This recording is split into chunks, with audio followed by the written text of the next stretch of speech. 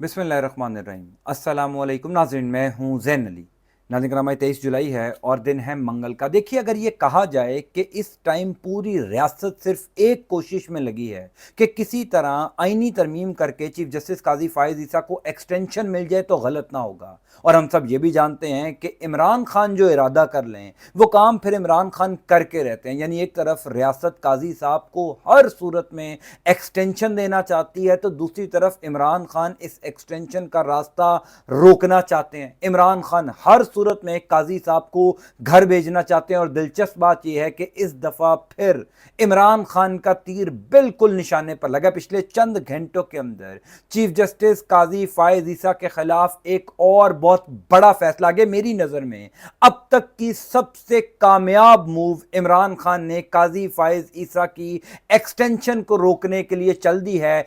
एक चाल ने पूरी गेम की काया पलट दी है। तफसीलात मैं आपको बता देता हूं। दूसरी इंपॉर्टेंट खबर यह है कि कल पाकिस्तान तहरीक इंसाफ के इस्लामाबाद सेक्रेटेरिएट पर छापे के बाद पूरा सियासी मंजरनामा तब्दील हो चुका है। पाकिस्तान तहरीक इंसाफ ने मैदान सजा लिया है। हुकूमत के घर जाने का अमल आज से बाकायदा तौर पर शुरू हो चुका है। इस खबर की मुकम्मल तफसीलात भी आपको बता देता हूं, लेकिन सबसे पहले पिछले चंद घंटों के अंदर चीफ जस्टिस काजी फायज ईसा की गेम कैसे ओवर हो गई है। नामुमकिन हो गया चीफ जस्टिस काजी फायज ईसा के लिए अब सुप्रीम कोर्ट ऑफ पाकिस्तान में रहना, सुप्रीम कोर्ट ऑफ पाकिस्तान का चीफ जस्टिस रहना, अपनी मुद्दत मुलाजमत पूरी करना काजी साहब के लिए नामुमकिन हो चला है। पिछले चंद घंटों के अंदर इमरान खान ने सबसे बड़ा कार्ड, सबसे बड़ा तीर जो है वो सुप्रीम कोर्ट ऑफ पाकिस्तान में चला दिया है। तफसीलात सुन लीजिए। देखिए, चीफ जस्टिस काजी फायज ईसा अक्सरियत तो मखसूस नशिस्तों वाले केस के फैसले के बाद ही खो गए थे, लेकिन एक बात सबको पता थी कि अगर इमरान खान या पाकिस्तान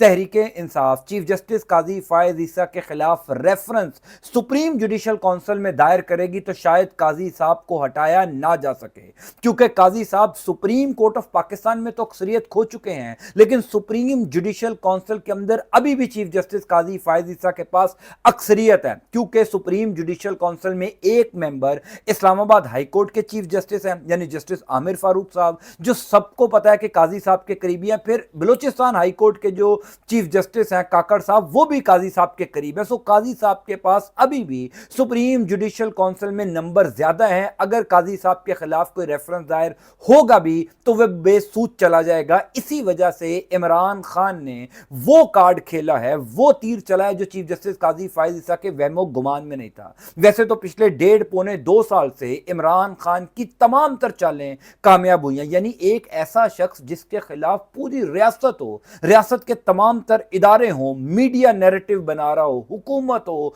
पुलिस हो, ब्यूरोक्रेसी हो, उसके बावजूद वो शख्स अकेला तन तनहा हर मैदान में कामयाब हो जाए, इसका मतलब यह है कि वो शख्स बेहतरीन सियासी चालें चल रहा है। उसकी पॉलिटिकल मूव्स उसके तमाम तर दुश्मनों को मात दे रहे हैं। इमरान खान ने एक ऐसी ही चाल चलकर चीफ जस्टिस काजी फायज ईसा को परेशान कर दिया। वो चाल क्या है? देखिए, इमरान खान पिछले तकरीबन 5 दिनों से अपनी तमाम तर कानूनी टीम को कह रहे थे कि चीफ जस्टिस काजी फायज ईसा के खिलाफ रेफरेंस दायर किया जाए, chief election commissioner Sikandar Sultan Raja के खिलाफ रेफरेंस लाया जाए, chief justice Islamabad high court justice Aamir Farooq के खिलाफ रेफरेंस लाया जाए। कल सुबह मैंने अपनी वीडियो में आपको बताया था कि chief election commissioner Sikandar Sultan Raja के खिलाफ आर्टिकल 6 की कार्रवाइयां शुरू होने जा रही हैं। उनके खिलाफ रेफरेंस सुप्रीम जुडिशल काउंसिल में आ चुका है। Chief justice Islamabad high court के खिलाफ भी रेफरेंस सुप्रीम जुडिशल काउंसिल में आ चुका है। लेकिन interestingly chief justice Qazi Faez ईसा के खिलाफ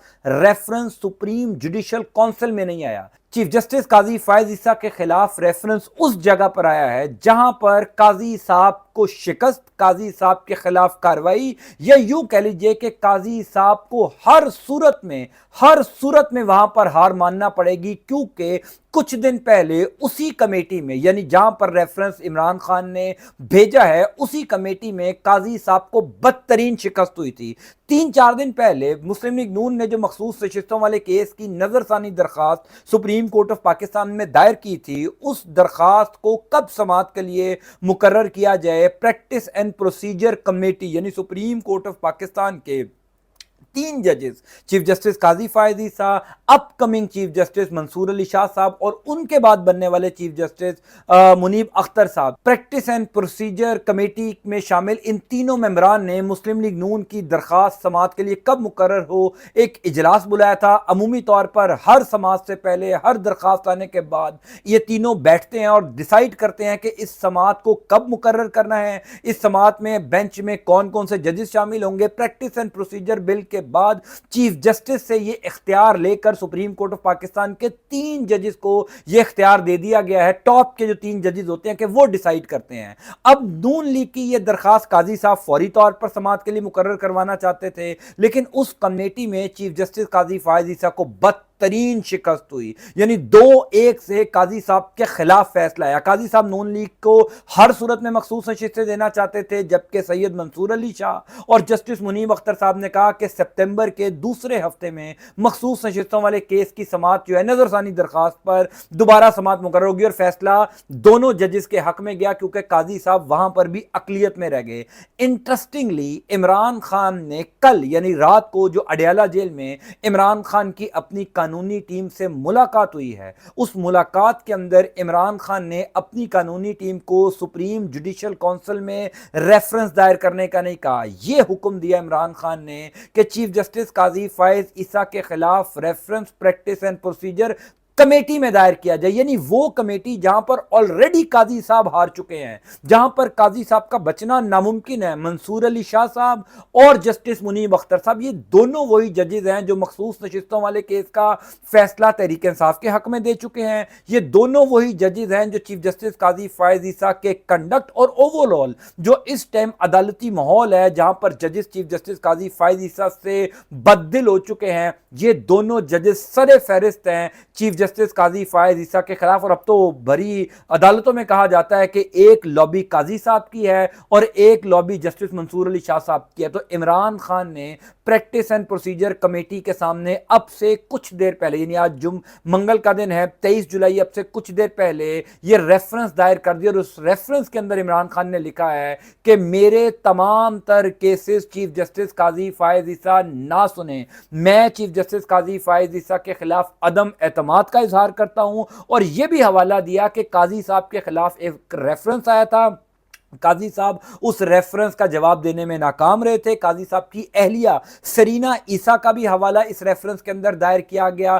फिर इमरान खान ने कैटेगोरिकली का ये कहा कि सिर्फ मैं नहीं, मेरे अलावा मेरे खानदान के लोग, मेरी अहलिया और सबसे बढ़कर पाकिस्तान तहरीक इंसाफ का कोई case chief justice Qazi Faez ईसा ना सुने। मैं आपको यह बता दूं कि मेरी नजर में चीफ जस्टिस काजी फायज ईसा की एक्सटेंशन रोकने के लिए इससे बेहतरीन मूव नहीं हो सकती, क्योंकि अगर डायरेक्ट पाकिस्तान तहरीक इंसाफ या Imran Khan supreme judicial council में चीफ जस्टिस काजी फायज ईसा के खिलाफ रेफरेंस दायर करते तो ऐन मुमकिन था कि वो मामला टेकअप ही ना होता, ऐन मुमकिन था कि वो रेफरेंस खाली रद्दी की टोकरी में चला जाता। अब चूंकि दो जजेस उस कमेटी में ऐसे हैं जो चीफ जस्टिस के खिलाफ हैं, यानी जो मुस्लिम लीग नून की नजरसानी की दरखास्त पर इजलास हुआ था कमेटी का, उस इजलास में तो बड़ी गर्मा गर्मी हुई थी और मैंने इसके ऊपर बाकायदा वीलॉग करके बताया था कि चीफ जस्टिस काजी फायज ईसा गुस्सा हो रहे थे upcoming chief justice Mansoor Ali के ऊपर, और यह भी तल्ख कलामी हुई थी जिस पर जस्टिस मंसूर अली शाह ने कहा था कि डोंट शाउट ऑन मी।